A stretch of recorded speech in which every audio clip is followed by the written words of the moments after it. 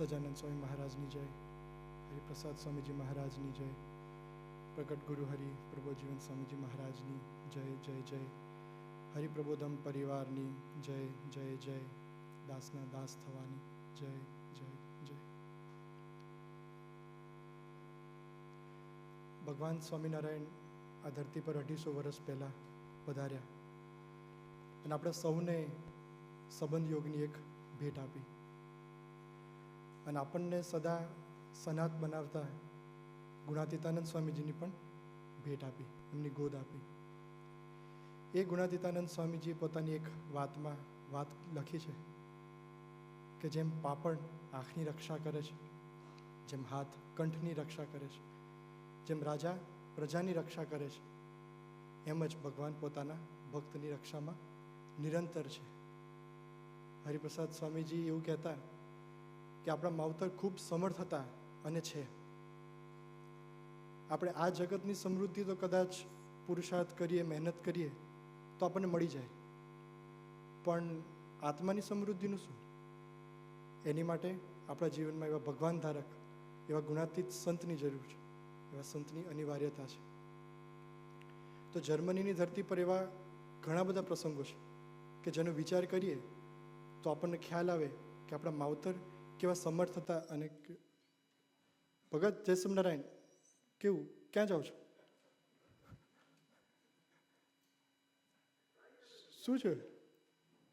હા, હું ઇન્ડિયાથી આજે જ આવ્યો છું. મને એડ્રેસ નથી મળતું. તમે મને હેલ્પ કરશો? હા, તમે સીધા જતા રહો, ઓલો દરવાજો દેખાય ને ત્યાંથી જમણી બાજુ જતા રહેજો, ત્યાં તમારો એડ્રેસ છે, ત્યાં આવી જશે. હાજી, સોરી. અરે ભાઈ, આ જર્મની છે કે મણિનગર? અમદાવાદ જેવું જ લાગે છે. આ છે આપણા જયભાઈ રાવલ. હરિપ્રસાદ સ્વામીજી આશીર્વાદ આપ્યા અને આજે જ ઇન્ડિયાથી જર્મની પધાર્યા છે માસ્ટર્સ કરવા માટે. પણ એ એકલા નથી આવ્યા, સાથે લઈને આવ્યા છે પોતાની એક અલગ દુનિયા, પોતાની જીવવાની એક આગવી રીત અને ભર યુવાનીમાં પજવતા એવા નાના મોટા પ્રશ્નો. જયભાઈના શરીરમાં અમુક તકલીફો છે, પણ એમણે એવું નક્કી કર્યું છે કે જીવનમાં અને શરીરમાં રહેલી તકલીફો અને ટ્રેન એક જ જેવી છે, આવે અને જાય. હવે દરેકને અલગ અલગ ટેવ હોય, એ તો જયભાઈને પણ એક ટેવ છે મોબાઈલ ફોન પર પબજી રમવાની, વિડીયો ગેમ રમવાની. આપણે બધાએ પબજીનું નામ સાંભળ્યું હશે, કદાચ રમી પણ હશે. જયભાઈ સવારે ઉઠે એટલે પબજી રમે, જમ્યા પહેલાં પબજી રમે, જમ્યા પછી પણ પબજી રમે, અને રાત્રે પબજી રમ્યા વગર તો એમનો દિવસ પૂરો થાય જ નહીં. તો આ જયભાઈનું જીવન હતું. આ જયભાઈના જીવનના જ્યારે એમના જીવનના પ્રસંગ બન્યા ત્યારે એ પ્રસંગથી એમને બહાર ગુરુ હરિ પ્રબોધ સ્વામીજીએ કઈ રીતે કાઢ્યા એનો આ પ્રસંગ છે. તો ચાલો આપણે ભેગા થઈને એ પ્રસંગની ઝાંખી કરીએ.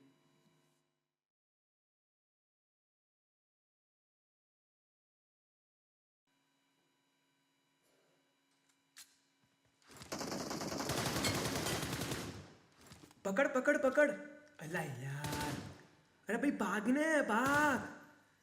આજે તો તું ગયો.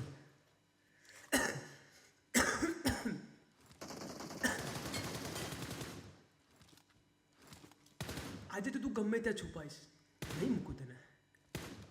જય સ્વામિનારાયણ જયભાઈ, કેવું ચાલે છે? કઈ નહીં, જુઓ એવી માર તોડ ભૂખ લાગી છે ને. એક કામ કરીએ, ખીચડી બનાવીએ. તમને ઉધરસ આવે છે તો બીજું કાંઈ નથી જમવું. ના જુઓ હાર્દિકભાઈ, સાંભળો હું શું જમીશ. એક બ્રેડ લઈશ, એની ઉપર મસ્ત ન્યુટેલા લગાવીશ, અને એની ઉપર ફૂલમ ફૂલ ચીઝ, અને એ એકદમ મસ્ત મસાલો, અને તમે ખાતા જ રહી જશો. તમને ઉધરસ આવે છે તો આવું ના જમશો, તમારા માટે સારું નહીં. એ તો ઓછું કરીશ, ધીરે ધીરે થોડું ચીઝ ઓછું નાખીશ. તમારું સ્ટડી કેવું ચાલે છે? આજકાલ યુનિવર્સિટી જાઓ છો કે નહીં? જો ઇન્ડિયામાં ટોયોટામાં કામ કરતો હતો, અહીંયા ઓડીમાં કરી, જુઓ તમે, બધું જ થઈ જશે. આજે રાત્રે ગેમ પૂરી થાય એટલે કાલથી ભણવાનું ચાલુ. અને આજે તો હોમ ઓફિસ છે.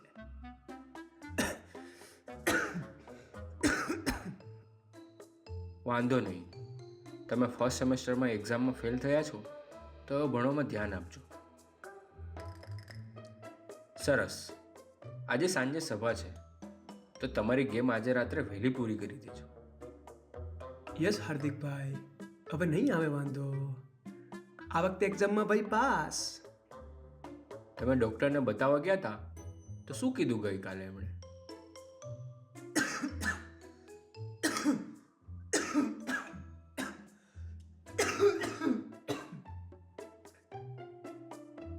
ડૉક્ટરે એવું કીધું છે કે એ કોલ કરશે અને બધું જણાવશે કે રિપોર્ટમાં શું આવ્યું છે. મહારાજ મહારાજ, આ દેશમાં આવ્યા છીએ તો જમવાનું પણ શીખવું પડે, એકલા રહેતા પણ શીખવું પડે, સ્ટડી પણ જાતે કરવાનું શીખવું પડે. પણ આપણા ભગવાન એવા છે કે જીવનમાં પ્રસંગ તો મૂકે છે પણ સાથે સાથે જીવવાનું બળ પણ આપે છે.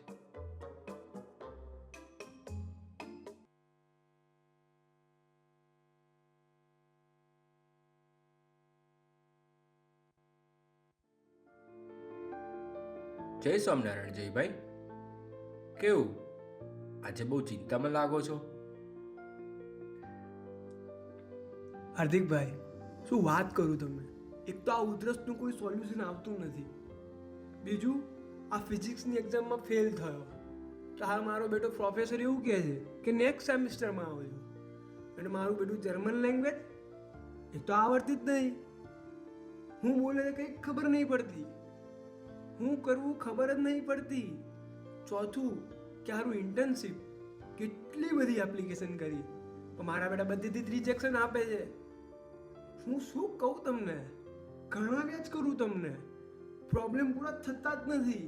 ક્યારે થશે ખબર જ નહીં પડતી.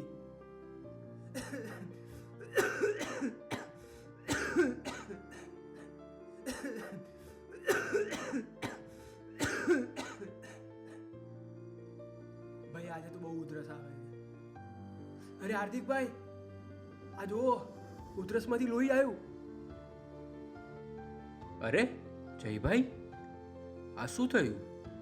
આ પાણી પીવો.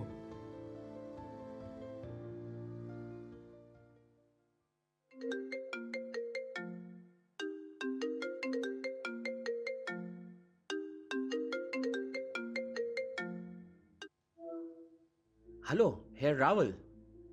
Ich muss Ihnen leider mitteilen. Sie haben eine sehr ernste Krankheit. Was? Krankheit? Ich verstehe nicht. What kind of illness? Okay, let me explain you in English. It is related to your lungs. We are still working on a test. Okay. What should I do now?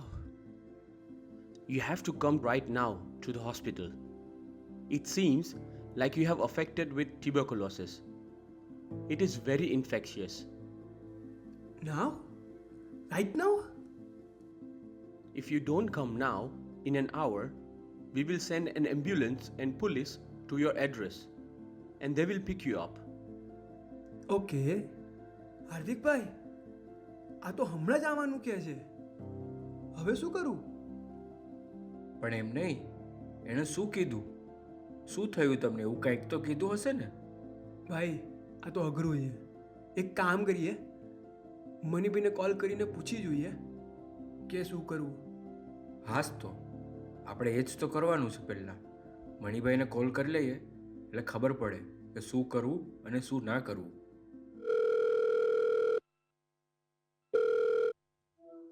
જય Swaminarayan મનીભાઈ. Jai Swaminarayan Jai. Manibhai, I got a call from a doctor and they have detected tuberculosis in my blood report. But they are not sure about it. Okay, Jai. What did they suggest that could cure it? They are telling me that I have to go now as soon as possible. Otherwise, they will send an ambulance and police to pick me up. Okay, Jai. See, you have to get admitted as soon as possible. And it is a very serious matter. So we have to follow what doctors say. Okay, Manibhai. I will go now. And yes, you also have to do bhajan. It will give you strength. And don't worry, Prabodh Swami is with you and we all are with you. Yes, Manibhai. Thank you, Manibhai. I will go to the hospital. હાર્દિકભાઈ, મણિભાઈ તો હોસ્પિટલમાં admit થવાનું કહે છે. હું શું કરું? ભાઈ, મને તો બહુ બીક લાગે છે. મણિભાઈએ કીધું એટલે તમે એડમિટ થઈ જાઓ. ભગવતે કીધું એટલે એમાં ભગવાન જ બોલતા હોય. તમે જતા જાઓ. તમારા માટે હું જમવાનું અને તમારા કપડાં બધું જ લઈને આવું છું. મને પણ એવું જ લાગે છે. જતો આવું. હું કહેશે ડૉક્ટર જોઈએ. જેને જેનો આશરો એને એની લાજ. આપણા માવતર પણ એવા સમર્થ છે કે એકવાર તમે એના સંબંધમાં આવી ગયા એટલે ગમે તેવી પ્રતિકૂળ પરિસ્થિતિ હોય તો પણ પોતાના ભક્તની રક્ષા કરવા પહોંચી જાય છે.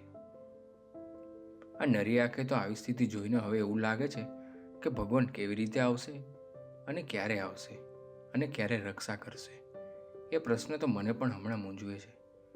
ચાલો જોઈએ કે શું થાય છે.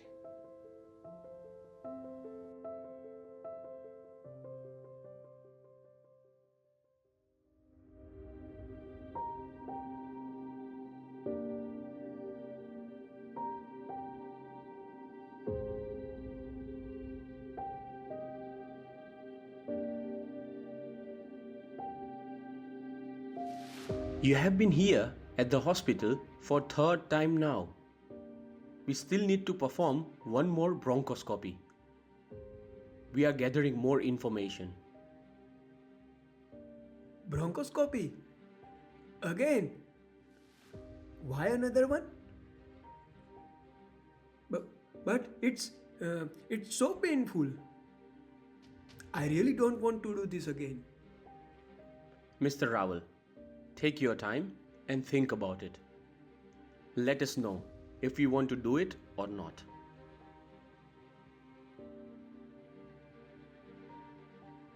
જય સ્વામિનારાયણ નિર્દોષભાઈ. જય સ્વામિનારાયણ. શું કીધું ડૉક્ટરે? કે હજી ત્રીજી વાર લંગ્સમાં કેમેરો નાખવો પડશે. મને નહીં સમજાતું શું કરું.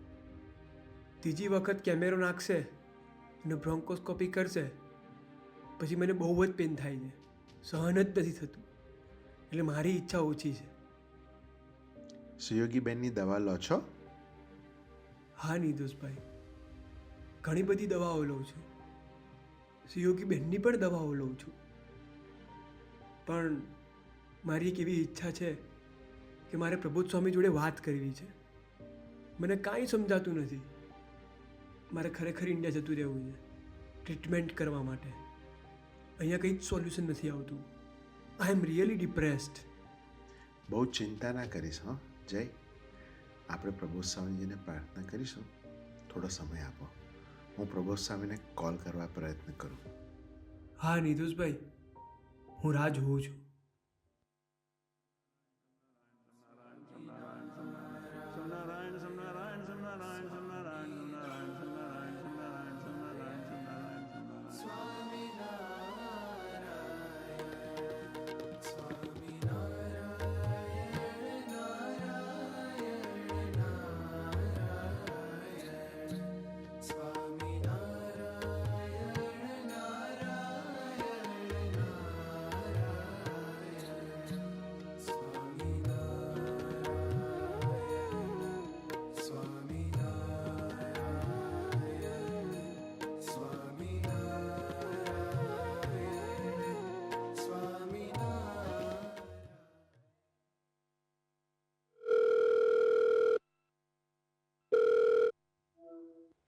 જય સ્વામિનારાયણ પ્રબોધ સ્વામી.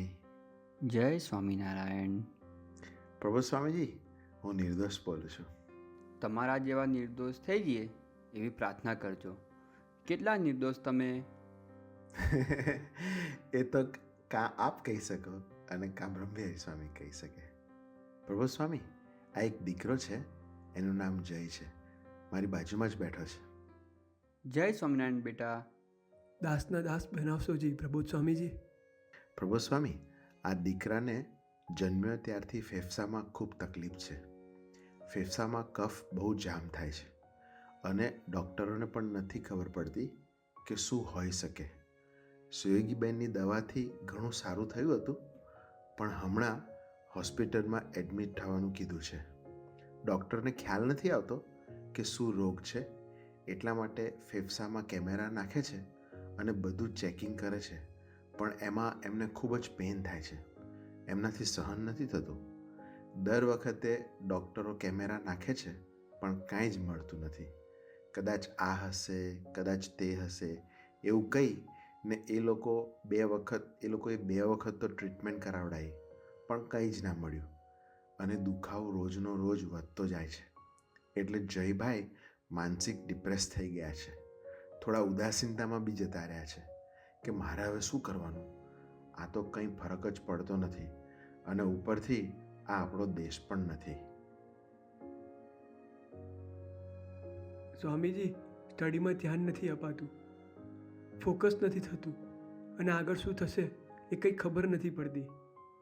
મને આ બધા વિચાર પજવ્યા કરે છે, મને ચિંતા થયા કરે છે. સાંભળ બેટા, દુખાવો હોય એટલે તો એ વાત બરાબર છે કે ફોકસ ઓછું થાય. શું ભણો છો તમે? હું અહીંયા મિકેનિકલનું ભણું છું અને અત્યારે આઈટીમાં જવા માટે બધું શીખું છું. આપણે એટલી જ પ્રાર્થના કરવાની કે હે સ્વામીજી, હું તમારો છું, મારે તમારા થઈને જીવવું છે, તમને રાજી કરવા છે, તો મને બળ આપજો. એમના થઈને જીવીએ, એમને રાજી કરવાની ભાવના હોય તો સ્વામીજી આપણી પ્રાર્થના સાંભળીને બધું જ સાનુકૂળતા કરી આપે. બરાબર? યસ સ્વામીજી. છાતીમાં દુખાવાની ચિંતા ના કરીશ. કંટ્રોલિંગ કોની પાસે છે? મહારાજ પાસે છે. જે કાંઈ થયું છે એ આપણા સારા માટે જ હશે. દુખાવો થાય તો ભજન કરવાનું, એના વિચારમાં નહીં રહેવાનું શું થશે. બરાબર? અમે પ્રાર્થના કરીશું ચોક્કસ કે જલ્દી રિકવરી થાય, આપણી સ્ટડીમાં પણ કાંઈ તકલીફ આવે નહીં અને સારામાં સારું સ્ટડી થાય એવી અમે પ્રાર્થના કરીશું. જી સ્વામીજી. તમારે એટલી જ પ્રાર્થના કરવાની કે સ્વામીજી, હું તમારો છું, તમે મારું ધ્યાન રાખજો. તમને રાજી કરવા છે અને તમારા ગમતા પ્રમાણે જીવન જીવવું છે. ઓકે? હા પ્રભુ સ્વામીજી. તું બિલકુલ ટેન્શન ના રાખીશ. સ્વામીજી જે કરે એ આપણા સારા માટે જ કરે, એટલે એના વિચારમાં ના રહીશ. વિચારમાં રહીએ એટલે ડિપ્રેશન વધારે આવે. એ વિચારથી ફ્રી થવા આપણે ભજન કરવાનું. ઓકે? અમે પ્રાર્થના કરીશું. બરાબર? હાજી પ્રબોધ સ્વામીજી, તમે બળ આપજો બસ, તમે બળ આપજો બસ. હાજી હાજી. જય સ્વામિનારાયણ.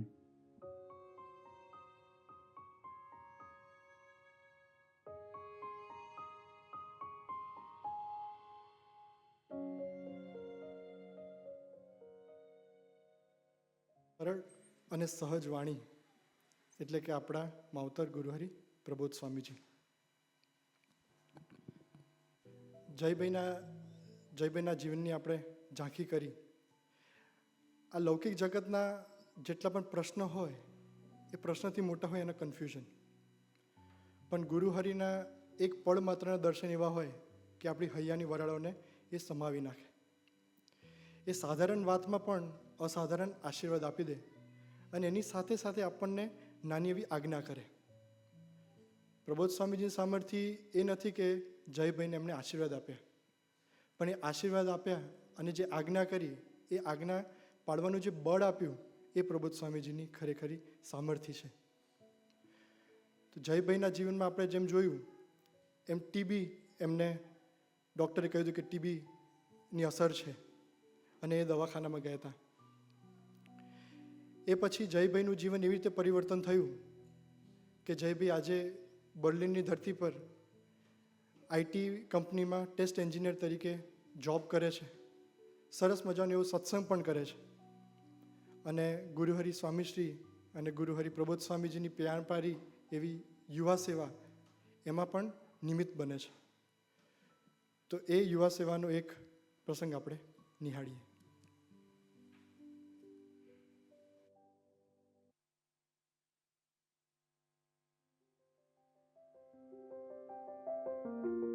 જયભાઈ, મને નિર્દોષભાઈ તમારી સાથે વાત કરવાનું કીધું છે.